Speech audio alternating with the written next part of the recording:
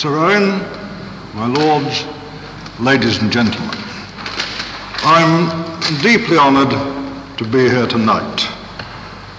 I've been asked, in fact, to give about half a dozen speeches about H.G. Wells this year, and I didn't think that was on the cards. But the one I thought I could not possibly refuse was the one which came from my old friend and your most distinguished rector, Sir Patrick Linstead. Partly because of my affection for him, and partly, of course, since Wells was the most famous person that this educational institution has ever produced. And further, as we all know, this was the place where he had the major intellectual stimulus of his life. That is perfectly certain, and I shall come to it later in my talk. So therefore I had no doubt whatever that when I was asked to give this lecture, I had to do it. It was a matter of obligation, and a matter of pleasant obligation at that. But then I wondered how to do it. I first of all thought of giving a rather stiff lecture called something like Wells' Scientific and Literary Pioneer. And then I thought that was totally unsuitable. To begin with, he was the least pompous of men, and I can hear his shade chirping mischievously somewhere in the corner if I went in for that sort of analysis. I think it would be wrong, inappropriate, and not fitting to his memory. So therefore, what I did was this. I wrote quite a longish essay about him. In the course of writing a series of rather similar essays about other people whom I've known and who have made some difference to my life. And I thought that this, in a shortened form, would probably be appropriate tonight. Some of it will seem to you extremely informal.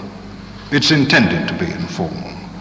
I believe the memory of the really eminent isn't really preserved if you treat them entirely as though they were already in marble on plinths. In September 1934, I wrote a novel called The Search. Not a very good novel, but one that at the time got more recognition than it deserved. I'm not saying that out of false modesty. I think one or two other novels I've written have got rather less recognition than they've deserved. But however, this did in fact rather well by the modest standards of the middle 1930s. One or two publishers were trying to finance me. They were trying to get me away from Cambridge, which would have been a mistake. And they wanted me to go and live by the Mediterranean, because in those days, for some reason best known to themselves, it was thought impossible for any writer to write anywhere else than on the shores of the Mediterranean. Well, all this was mildly flattering and mildly gratifying. And then, a month or two later, it would be something like November 34, on my breakfast table in Cambridge, came a letter addressed in a singularly beautiful, small handwriting. I opened the letter, and it was quite short. It said, "I've read your novel with the liveliest interest and sympathy. Won't you come and have lunch with me?" And it was signed H.G. Wells, with that curious little squirrel, very elegant squirrel, under his signature. Well, of course, I went. He was living then in Chiltern Court, which is, whether it's still a block of flats, I don't know. I think it is, just by Baker Street Tube Station. Same block of flats in which Arnold of Bennett had died 4 years previously. I remember the day extremely well. It was an exceptionally beastly day. Dark, grey, clouds about 1,000 feet high, sort of day that Holmes and Watson might have been proceeding from Baker Street on one of their usual trips. And I arrived, I'm obsessively punctual. I was asked for one and I arrived at 12:59, 30 seconds. And a housekeeper let me in and said that she would tell Mr. Wells. Well, time went on, I was shown into a small sitting room. I went and looked at the horrible Baker Street outside, and I waited quite a long time. Minutes went past. I tried to find something to read. There was nothing to read. I wondered what was the matter. Then finally, about 1:30, a small, rotund figure appeared. And it said, "Oh, it's you. I'm not a mimic, but I'm going to use this sort of stylized, high-pitched, hoarse voice in the conversations that I'm going to report. They're nothing like his voice. I've never heard anyone mimic it at all well, but at least it does suggest that it wasn't a normal voice."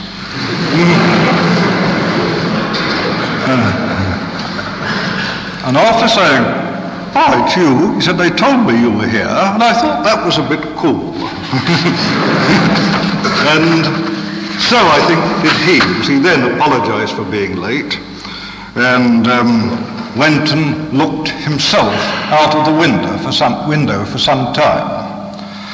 Well, it was clear that almost at once that he got something on his mind. And he looked out of the window and said, "Well, married, aren't you, Snow?" And I replied that I was not, which was true at the time. And then he addressed the street again. "Anyway, I could see from your book that you knew a few things."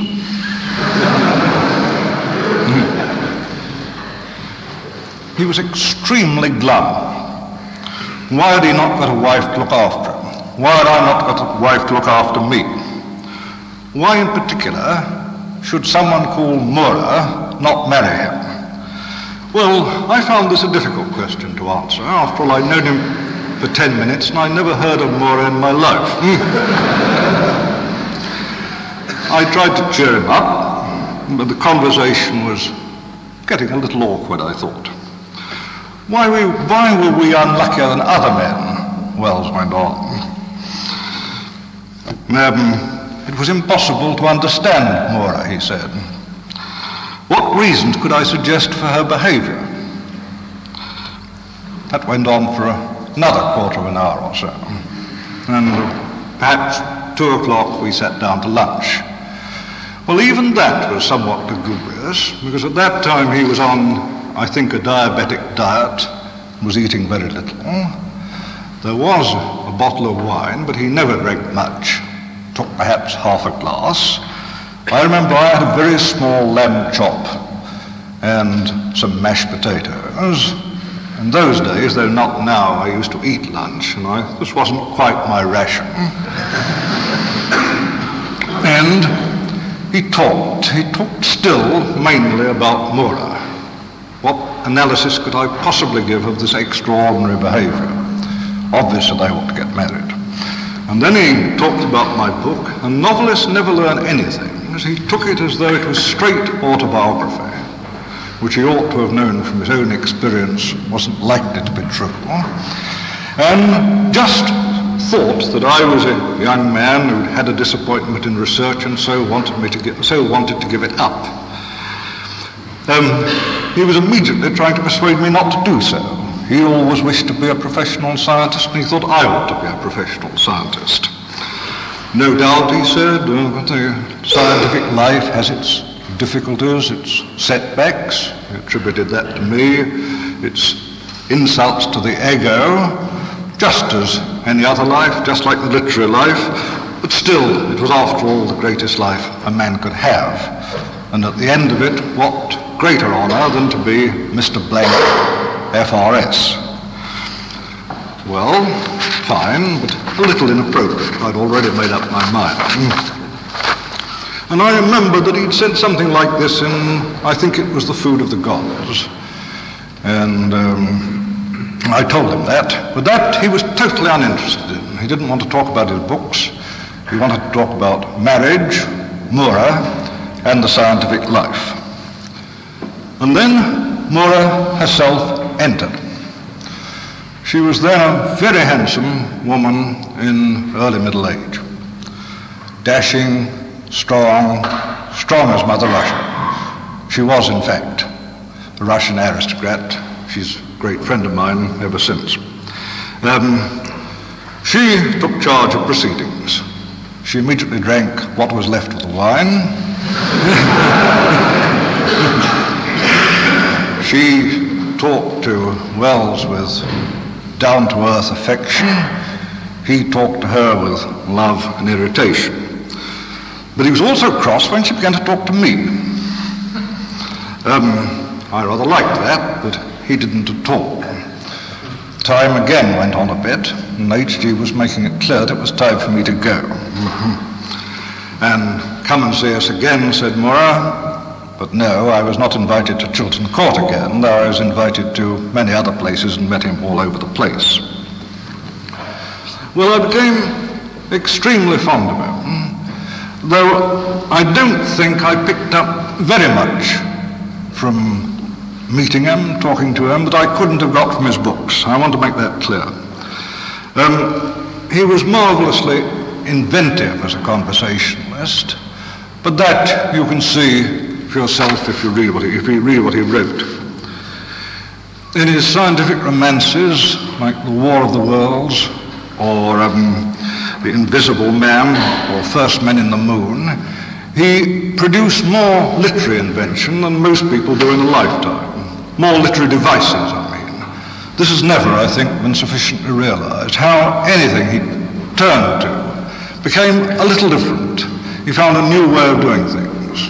And you'll find his far more deeply concentrated aesthetic friends like Conrad were always asking him how he described a boat, and Wells would produce the answer with just his own touch.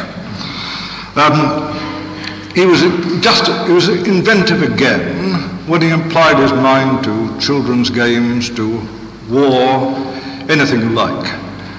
He produced the first idea of the tank in 1903. He produced thoughts about the use of aircraft in war almost as soon as aircraft could fly. It was a remarkable gift. The only modern equivalent I can think is J.D. Bernal, with whom he had a considerable kinship and great sympathy. I would say that he was not born wise, though he learnt much wisdom. He was touchy, he was self-centered. But he was self-centered rather than vain or self-assertive. He was neither of those things. If the universe was prepared to behave itself according to his plans and instructions, then he was entirely prepared to be totally forgotten. As a writer, he was more careless about the memorial he was going to leave than any writer I've ever met, distinguished or undistinguished. This he just didn't care. At the time I knew him, his sales and his reputation were both slipping. He took a ridiculous, impish pleasure in going from publisher to publisher, screwing out advances much greater than the books would earn. This was extremely stupid. He prided himself on being a hard man of business. In a tactical sense, this was true. In a strategic sense, he, like Arnold Bennett, grossly mishandled their affairs. What a writer wants is not the maximum amount of money on the spot, but a publisher who'll look after him when things are going a bit wrong. You can take almost exact parallel in his near contemporary Kipling, who also went through this same patch of reputation slipping, sales slipping, but having the toughest and loyalist publishers behind him. If Wells had had that, if he hadn't been so ingenious on the spot, then in fact his reputation and sales at this moment would be higher than they are, though in fact that will no doubt come back. But it was a bad piece of strategic judgment. But to him, personal immortality in that sense didn't matter in the slightest degree. He thought he was going into oblivion. He wouldn't know. Why should he worry about what happened to him? And curious enough, that is not a common attitude. You can find many writers who believe just as firmly as Wells that this life is the end, who nevertheless would give almost anything to be told that their works would survive. To Wells, that would have seemed the crassest sentimentality. He wouldn't know, he didn't care. But he did care, and he was nothing if not human, and had all the inconsistencies of human beings. He did care quite a lot on the moment when one of his books came out. I've seen lots of writers, and more eminent persons, and great politicians, who were very sensitive about reviews. I've never known anyone who got more inflamed immediately than Wells. There must be conspiracies, literary editors, reviewers. He'd like to kill them all. Why weren't his friends protecting him? Perhaps, after all, he had no friends. All this went on, about a fortnight, violent temper, and then he seemed to have forgotten all about it and would start doing something quite different. In a good many ways, he was curiously impersonal. The story I told you at the beginning was not told entirely at random. It was to show you that any audience was better than none. And only a rather impersonal man would begin by producing his domestic problems at first meeting to someone completely unknown. He made fun of himself, again in the same impersonal way. He could have moments of paranoia about reviews. But it takes an impersonal nature to talk like, as he did talk, rather as though he were brooding on paper. Much of his life, of course, he was doing precisely that. He was brooding on paper. And it's a pity that the extreme autobiographical vividness of some of his best novels, like Kipps and Tono Bungay, and even Love and Mr. Lewisham, have obscured the remarkable quality of his own actual autobiography, which is one of the most remarkable in the language. As a rule, novelists shouldn't write biographies, autobiographies. It's a great mistake. But his, I think, is an exception. Reading it, you do feel extraordinary reverence for the toughness of the human spirit. This was a life which very few of us indeed, and probably no one here could possibly have come through unscathed. He was born at the extreme lower age, as you probably all know, of the lower middle class, not working class. There's been no really great English writer yet ever born in the proper working class. Wells was born just at the very lowest fringe of the lower middle class. His father was an undergardener, and apparently a very bad undergardener, who had to eke out a living by playing professional cricket, which at that time, remember, was another form of rather curious domestic service. And he also kept a shop, and kept it remarkably badly and unsuccessfully again. His mother was another kind of superior domestic servant. She began life as a lady's maid, and finally, when the shop collapsed, she went and became a housekeeper at a Sussex country house. That's the society from which he came, the society of superior domestic servants. Petit bourgeois in the technical sense, but right at the lower end of the petit bourgeoisie. There was nothing for this boy, obviously dazzlingly clever, to do. His mother was the only person who appeared to have had any regard even for his future. They knew he was clever. He was apprenticed to a draper. With his usual obduracy, he made a very bad draper's apprentice and got out of it. He was then apprenticed to a pharmaceutical chemist and didn't do much better there, again deliberately, and was finally apprenticed to another draper. This, remember, to one of the most sparkling intelligences then alive. Now, later in his life, he was very funny about this. He would give excellent imitations of how he used to serve in shops very badly. But it isn't easy. It's very easy to laugh at these things in retrospect. It can't have been anything like as easy to laugh at them on the spot. It's very hard to imagine an environment more shaping to a proud and gifted boy. Just think of Dickens' time in the blacking shop, which left an absolutely indelible wound on Dickens. Wells's time went on for years. It went all through his childhood.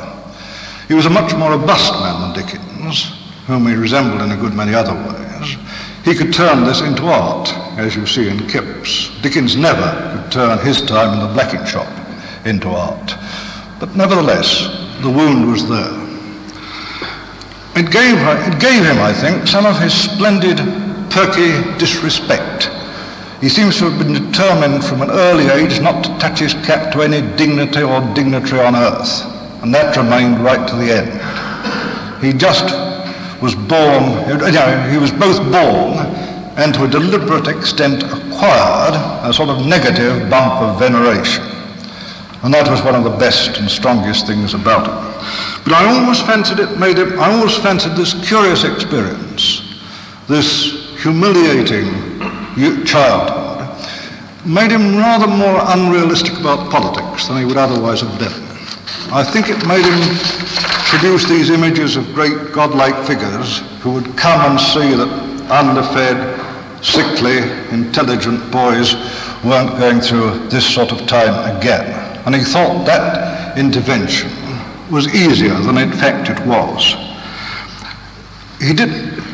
This kind of origin didn't make systematic political thinking easy for him.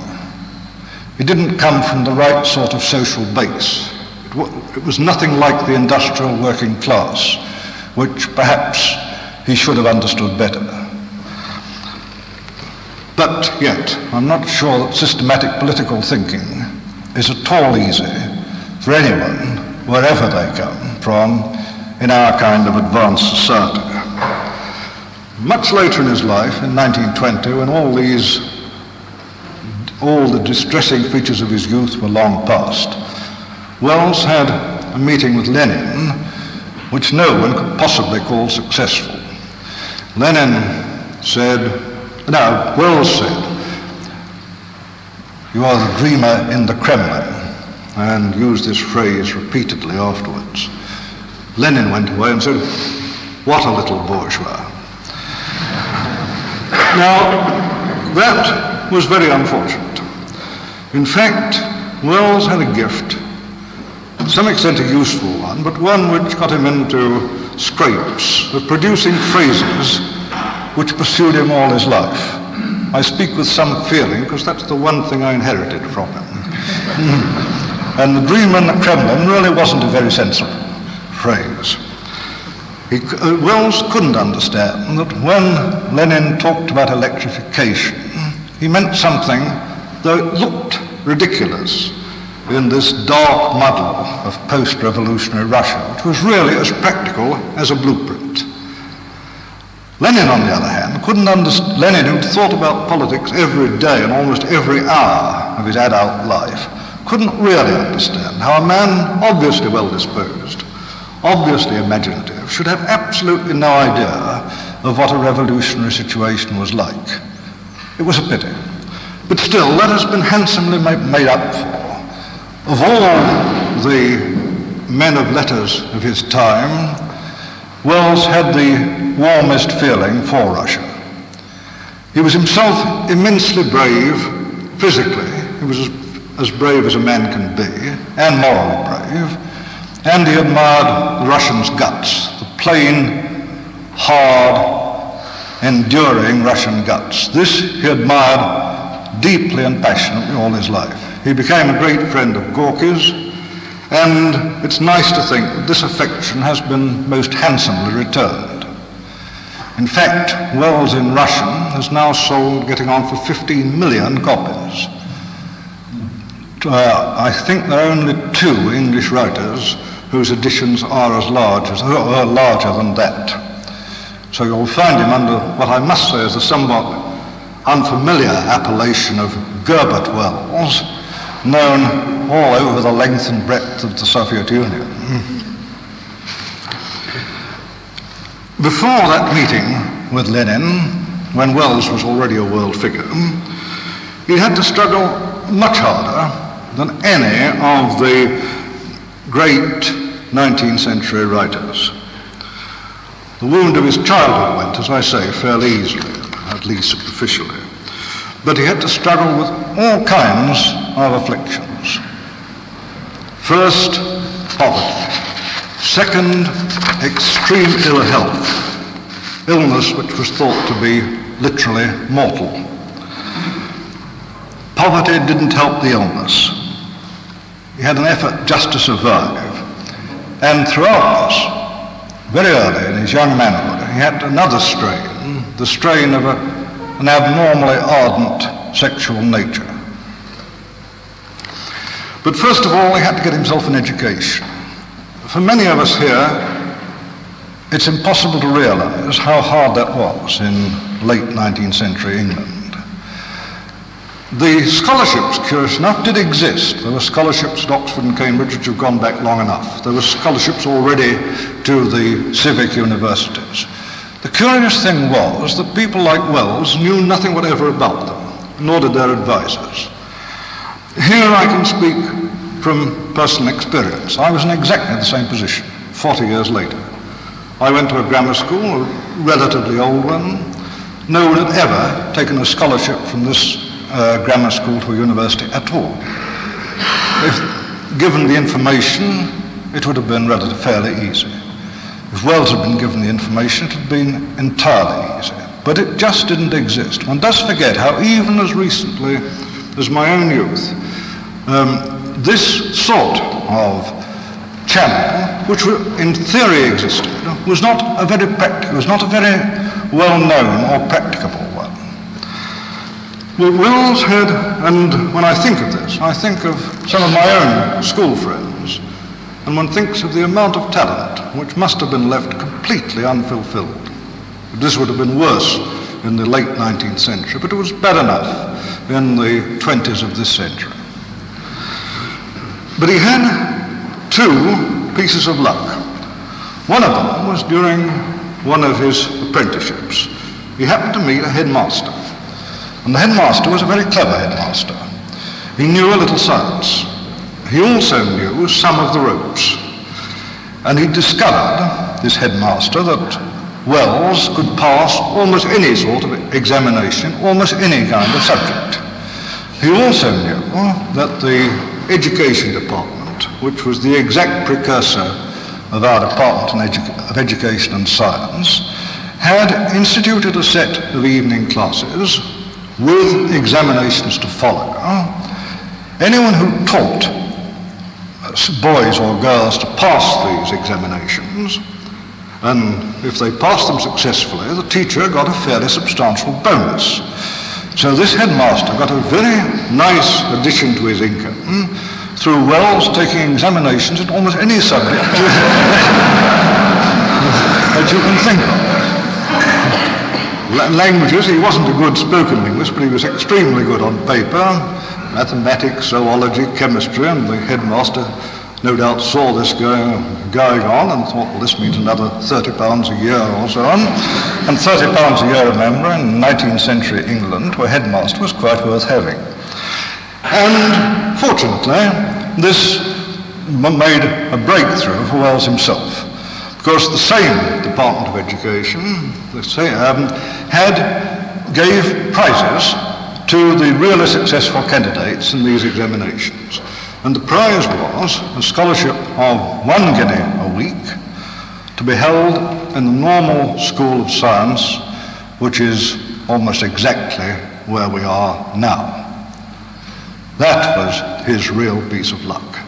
And don't be too hard on civil servants. Some anonymous civil servant must have thought of this device, which seems to us, in a far more articulated age, rather primitive. In fact, it was socially valuable, was entirely democratic, and it gave chances to at least this man, who made the most greatest use of them, but to many others.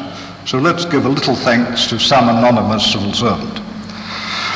Well, Wells came to the normal School of Science, which was really an institution for training science teachers, but of course trained many other people as well. And It's possible, I hope it happened, that Wells actually sat in this lecture theatre. He certainly sat in lecture theatres near and round us. And he had what was undoubtedly the most exciting time intellectually of his entire life. He had 1 guinea a week, which was paid on Wednesday. And even in the 1880s, that meant he wouldn't get much to eat on Monday and Tuesday. But he said himself, for a year I went shabby and grew shabbier. I was underfed and not very well housed.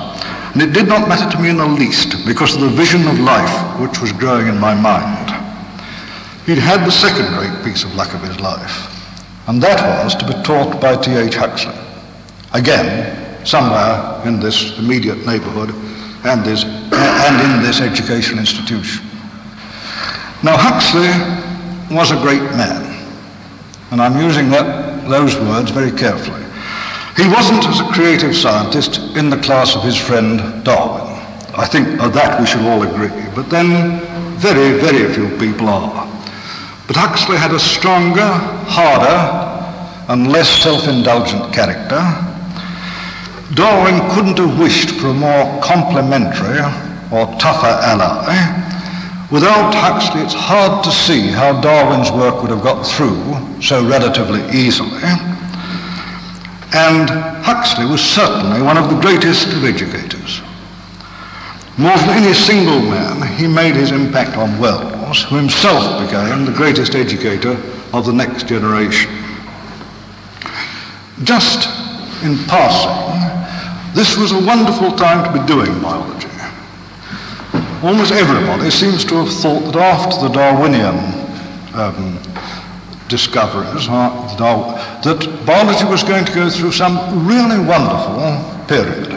Now, in fact, we know now it didn't. It took a lot more techniques which no one thought of at the time, and it wasn't until Professor Chain and his friends and Crick and his friends with different weapons in their hands that this second coming happened. But everyone in Wells's time thought there was going to be a second coming almost at once.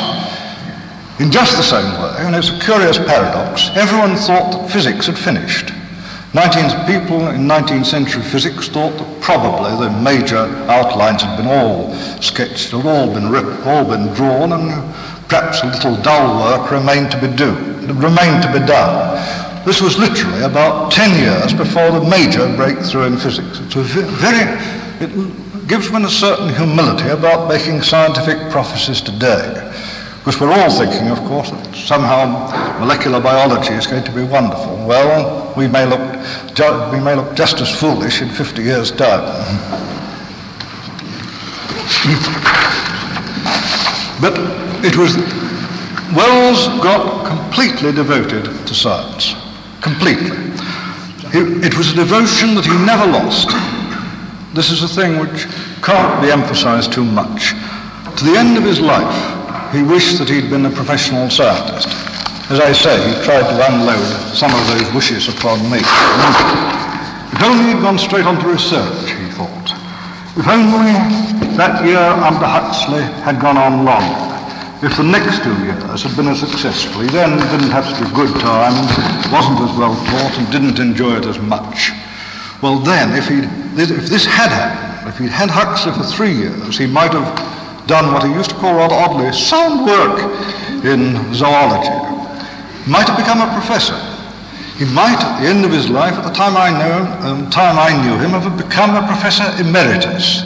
He must be the only man I've ever met who had a real passion to be a professor emeritus.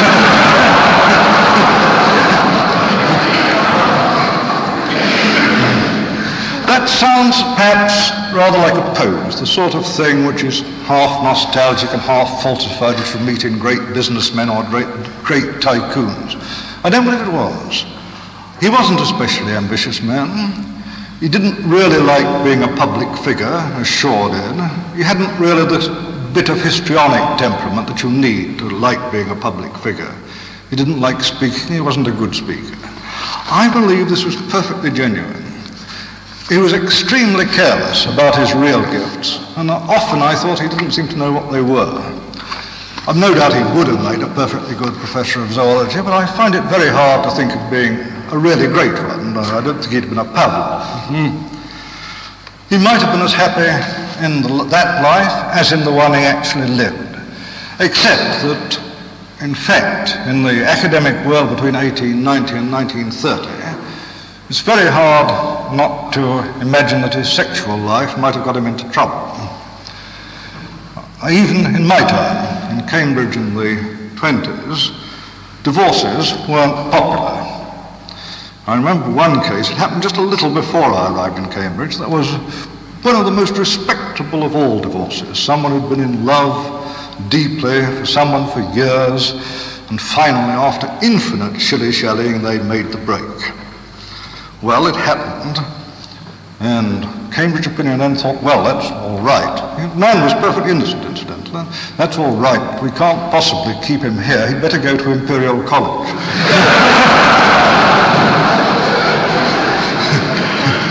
which curious enough, he did. Well, as we all know, Wells didn't become a professor. He did an awful lot of absurd minor jobs, teaching in tiny prep schools, marking papers for the University Correspondence College, writing textbooks and so on. It was a life arduous enough for anybody, particularly arduous because already he had both tuberculosis and a curious kidney condition, which later turned into diabetes. He didn't show any self-pity. The only cry he ever seems to have made in his youth had been, it would be bitter to die a virgin.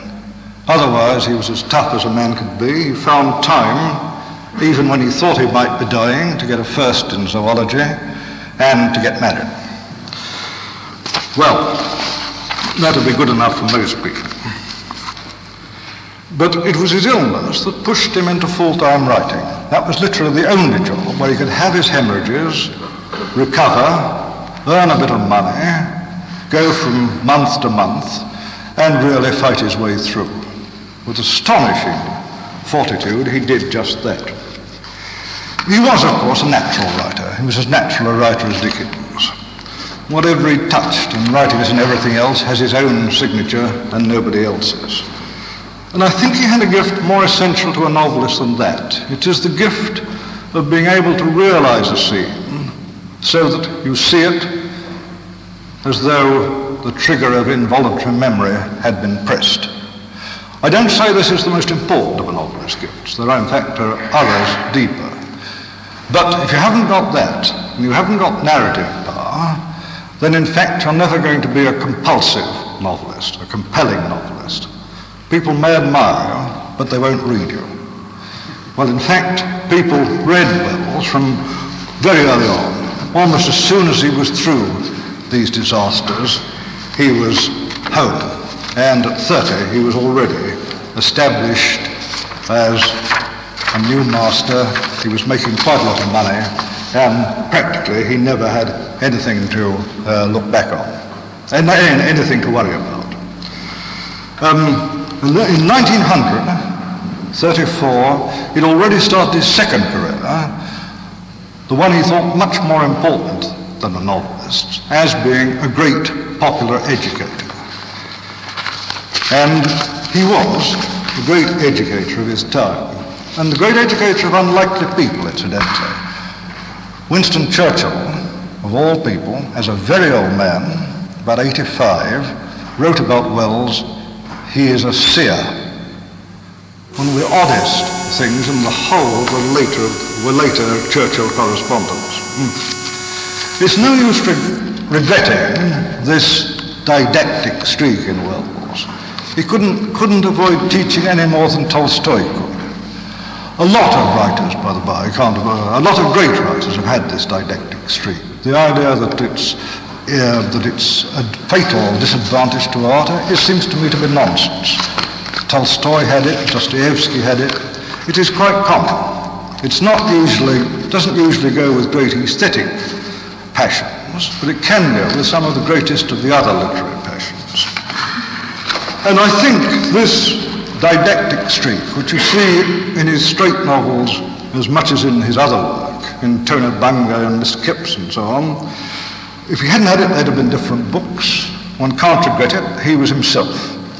I think, to be honest, this didactic strain was strengthened by the curious tumults of his sexual life. I don't want to say much about this. It's a complicated story. But in fact, he undoubtedly wanted to rationalize some of the things which had happened to him. He wasn't born wise, as I said before, but he learnt much wisdom. You can trace what happened to him through the semi-autobiographical novels like Anne Veronica, Clissold, New Machiavelli. It was, by any odds, let's make no bones about it, an unusual life. It aroused both the disapproval and the envy of his contemporaries. He paid no attention. He was set on wringing out of existence all that in his bitter youth he'd longed for. And all these complications helped shape his vision of a new society and a new enlightenment. The new society was to be founded on science. No one could stop it. Poverty, hunger, all the material miseries of the poor, they were an insult to man's intelligence, and they were to be swept away. And also, out of this scientific revolution would come a new enlightenment in which people would break with the sexual traditions and enjoy themselves a great deal more. Now, though he was rationalizing his own life, that part of his message, of course, as you can easily imagine, made a great impression on his contemporaries. So much an influence had it that's now part, to a very considerable extent, of the common assumptions of the West. Therefore, a lot of this sort of emancipatory thinking probably will not be read again. But I think his social thinking will be. People have tried to disparage his social thinking by saying he was an optimist. Now, that is at present the hardest charge you can bring against any writer. It is the one unforgivable thing. In the sense in which the criticism is usually intended about Wells, it's nonsense. He was no more inclined to think that men were naturally good or naturally wise than St. Augustine was. He knew his own temperament much too well. He didn't think he was either good or wise, and he thought he'd only tamed himself a bit by education. That's why he believed in education. He thought that in fact you could teach people things. I think he believed in education more than I do, to be honest. I think he thought you could do more in the way of teaching people things than you actually can. But the idea that he really believed in the sweet and that people are born sweet and innocent is nonsense.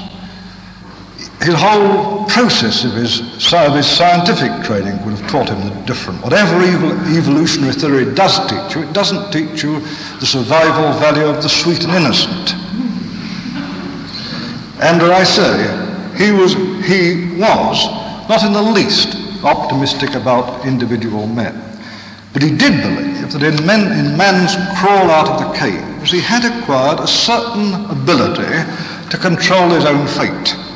It was no longer necessary for most of the human race to live hungry and die early. In his impatient fashion, he was one of the most impatient of men. He thought that revolution would take place faster than it has done. But if that's blind optimism, for my money, give us more of it. His own sense of life was actually dark, unlike his friend and near contemporary Shaw. But Shaw was both a kinder and a much colder man. He'd never had to struggle with a really difficult and ardent temperament. And so he really did feel that people on the whole were pretty good, thing which Wells never did. Wells was more sanguine than most men. He revelled in the joy of life, but in the end, Wells was more sanguine than most men. He revelled in the joy of life, but in the end, when it came down to things, he had no illusions. You find that in very early books like The Time Machine or Dr. Morrow, and you find it, of course, at the end. When I knew him, he was, of course, already old, and this dark shade was, I think, getting stronger. His bursts of intimacy, in fact, had a knack of becoming lugubrious. I remember being with him at the British Association meeting in Cambridge in 1938. He'd been going about all day with a London DSC gown and hood on, for a reason that I'll tell you later. But at the end of this particular day, we were sitting in the University Arms Hotel, quite late. I think it must have been about midnight, watching the palms, glass of whiskey by each of us. I think we must have been waiting for someone, but I don't remember who. And our legs were stretched out, my rather long legs and his rather short ones. And he'd been telling me the only difference between my circle of friends in the 30s and his in London in the 90s was that we drank much more. And then there was a very long silence. We sat looking at the palms. Then suddenly he asked me a question. Ever thought of suicide, Snow?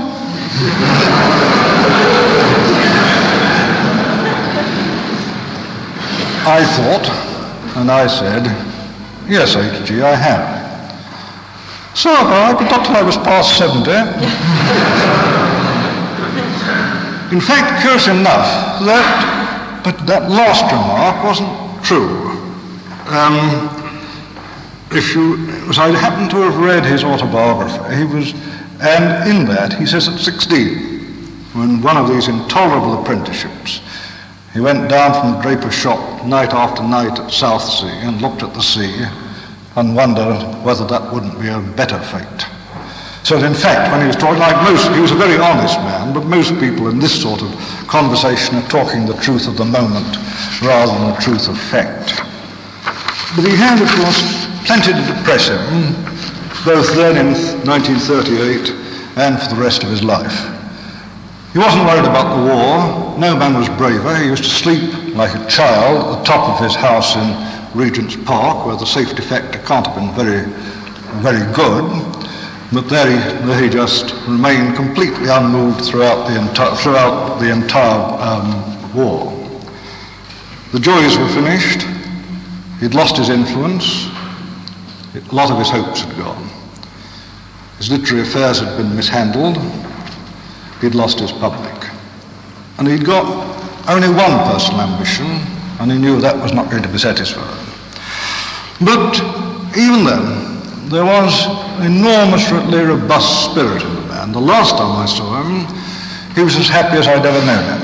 And this was in 1941, November. I was in Whitehall then, but he actually rang up, I think, which was rather unusual, and said he was going to Cambridge for a Comenius festival. Comenius was one of those figures whom he was always identifying himself with. He had a curious passion for finding figures of the past whom he thought he was somewhat like. Francis Bacon was one, Machiavelli of all extraordinary people was another, but I can't imagine anything less like H.G. And Comenius, the great Czech educator, the 19th century, was the third. Well, I thought, fine, if the old boy wants to go, I'd love to go with him, so I took a night off wartime London and sent telegrams around all my youngish friends, thinking this might be a last chance to hear him.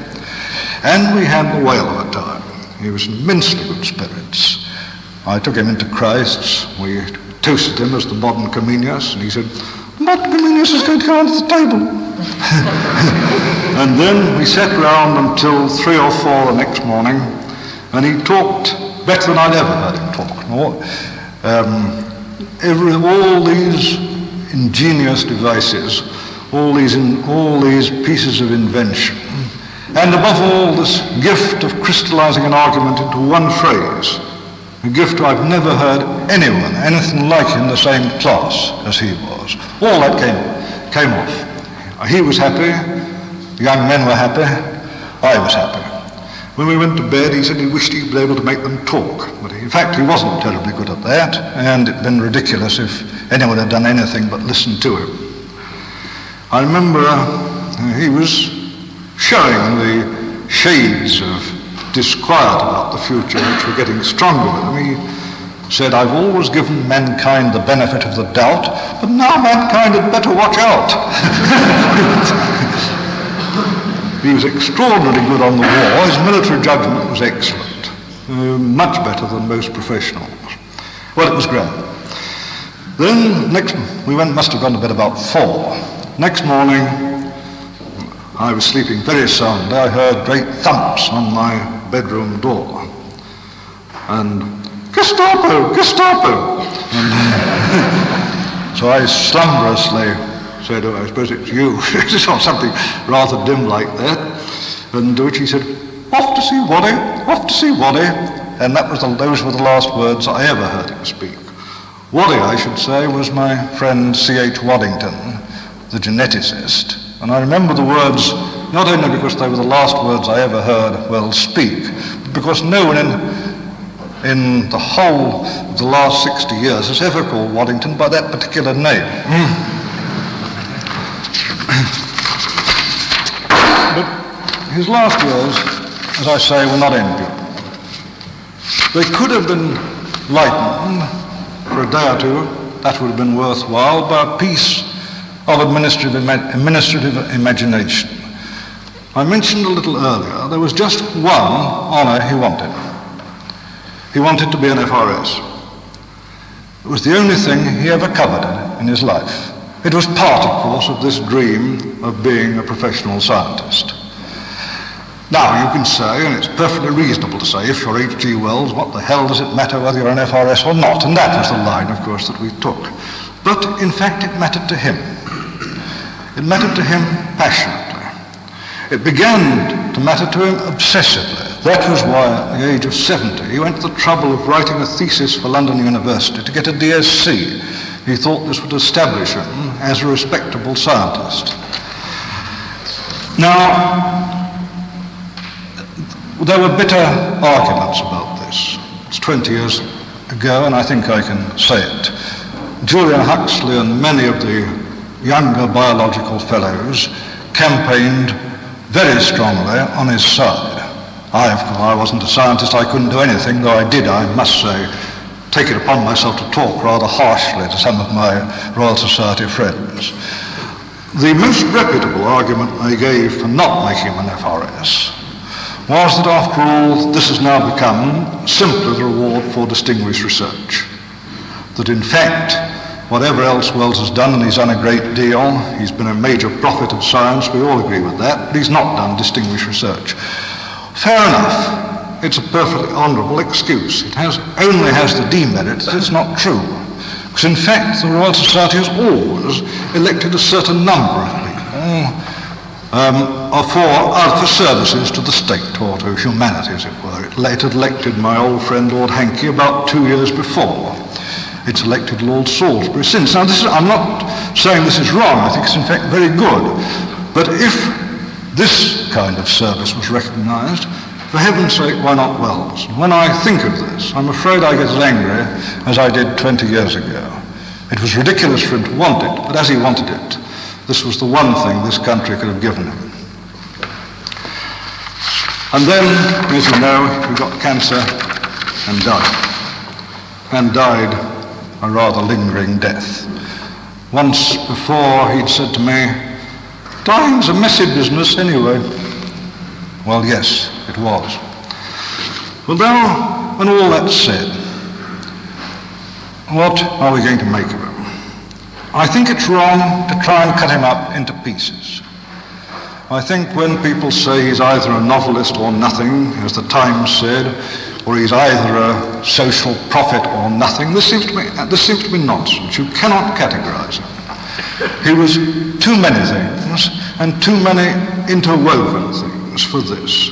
He reminds me much more of the encyclopedists, of the great figures of the First Enlightenment, Voltaire, Diderot, and so on, except that he was far more creatively gifted. I think he is essentially, as Shaw's, a prophet of the Second Enlightenment, or rather a spokesman of the Second Enlightenment, the one which we have now lived through, gone past. In fact, we sometimes seem to me to be living in a sort of endarkenment, in which, if you say often enough, obsessively enough, I don't know who I am, I don't know who I am, I don't know who I am, I don't know who I am, then you can be regarded as a major thinker. But particularly if you dress that up with a little of the jargon saying this is the existential search for identity, or alternatively, this is the alienation of an advanced society. In fact, wills will not be properly appreciated until we have the third enlightenment. It is very significant that he is so popular in Russia, which is going through an enlightenment period. This is what humanism in the Russian sense means. It doesn't mean anything like our meaning of humanism. It does mean something like enlightenment. And there they understand him better than we do, in all his variety. And his variety as one of the most original of our novelists, one of the most remarkable of our social prophets, one of the most inventive of our thinkers. I think it remains for us to think with gratitude of the most remarkable man who's ever been inside this institution, and one whom not only we, but a large slice of the world are grateful should have lived.